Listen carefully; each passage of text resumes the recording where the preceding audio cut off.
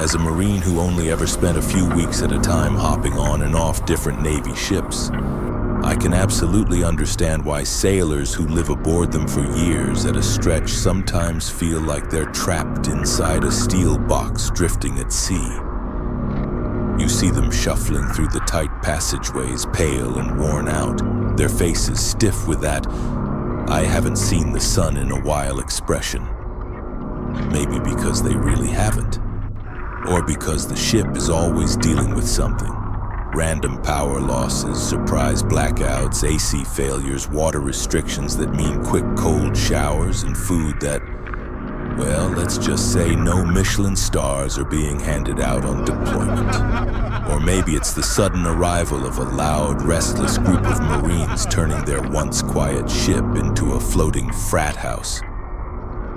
But jokes aside, while I personally never experienced anything too bizarre on board, there is one thing that would send ice down my spine.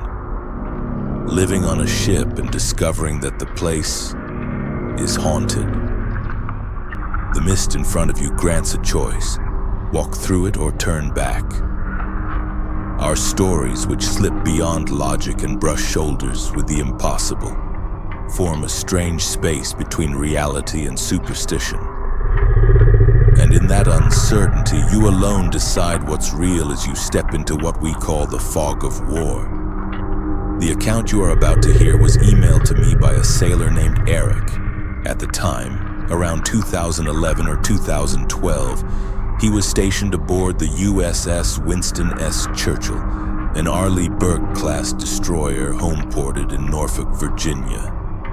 The ship's designation, DDG-81, earned it the nickname Cell Block 81 from its crew. And this is the story he shared. They were in port when the ship suddenly lost power. A complete blackout. As a damage control petty officer, part of Eric's job was routine maintenance, so his chief told him to roam the ship and test the emergency lights while everything was still dark. Seemed simple enough. Push a few buttons, confirm the backup lights worked, maybe explore a part of the ship he hadn't seen before. But this would be his first time going down to Auxiliary Room 2. He had only recently joined the crew and he'd started hearing unsettling murmurs about this specific space. Aux 2, an engineering room deep inside the ship. At first he shrugged it off. Sailors tell stories. People psych themselves out. And yet, more than a few crew members had claimed strange experiences. Oddly, they seemed to split by gender. The women said they felt watched, while the men described the overwhelming sense that someone was about to jump them. Eric loved a good creepy tale, but he didn't really buy into it until he told some of the engineers where he was headed. Their eyes went wide, and without hesitation they insisted he shouldn't go alone. He told them he didn't exactly have a choice. His chief wasn't going to grant a ghost-related exemption, and two newer engineers volunteered to tag along, mostly out of curiosity. He was grateful for the company. The stories had started to get under his skin. So the three of them descended into the lower guts of the ship and approached Auxiliary Room 2. And the moment Eric stepped inside, his boot hitting the deck, everything shifted. The air felt heavier, colder. Goosebumps rippled across his arms. His stomach dropped as a wave of pure dread washed over him. He turned to ask the others if they felt it too, only to see them frozen at the top of the ladder, refusing to come down. Whether it was all in his head or not, the room felt wrong, and with the ship still without power, everything was cloaked in darkness except for the narrow beam of his flashlight. He moved forward, testing the emergency lights, pushing through the black. Then, a faint mechanical crank echoed through the room. Impossible. Everything was dead. No power, no hydraulics, nothing should have moved. Before he could make sense of it, a sharp, metallic bang exploded deeper inside the compartment. Emergency lights flickered weakly, sputtering on and off like something was trying to break through. And then he heard it, a voice, screaming a "Get out! Get out! Get out!" over and over.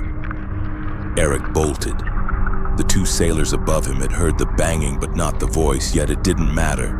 They sprinted up the ladder, panicked, and he followed with zero hesitation.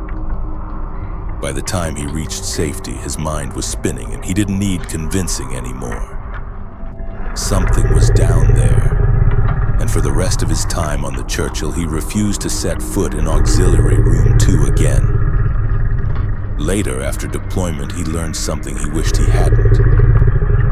The year before he arrived aboard, the crew attempted to rescue a group of refugees whose boat had overturned. The situation turned chaotic. Panic, desperation, men trampling women and children in a frantic attempt to survive. Several refugees drowned before they could be pulled from the water. The recovered bodies had to be stored temporarily in the ship's freezer, and the freezer was directly above Auxiliary Room 2. Because Eric is still active duty, he's busy, but he offered to gather more stories from his fellow sailors if people are interested. And after doing a bit of digging, I found the incident he referenced. It occurred in September 2010 in the Gulf of Aden. 85 refugees, mostly Ethiopians and Somalis, were adrift in a small skiff that had broken down.